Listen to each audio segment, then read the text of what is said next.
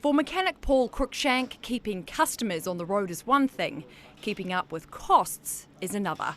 Our work cover's gone up 40%, parts and delivery are up, labour cost is up, everything's up.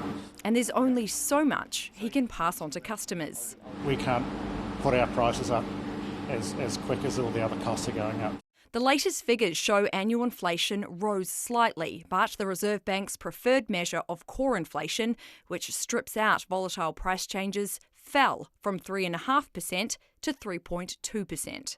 The markets in the last little while have increased their expectations of a rate cut in February. Underlying inflation is not where it needs to be. Now, you don't need to tell any Australians that, they know it.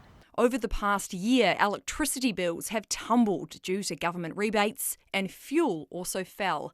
But the rising cost of food, alcohol, insurance and rents remain painful pressures. You go to Woolies and you come out, one bag's cost you $50, you might have 5 things in it. Like, it's really expensive. What many Australians are hoping for is a drop in interest rates. The Reserve Bank will be closely watching the quarterly inflation figures set to be released at the end of the month.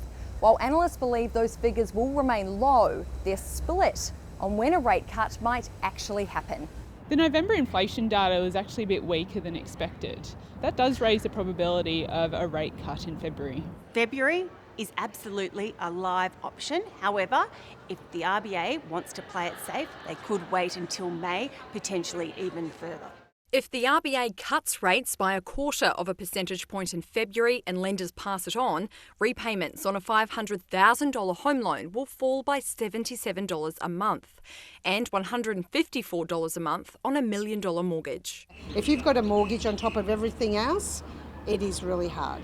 With an election looming, cost of living relief could be around the corner. Rachel Clayton, ABC News.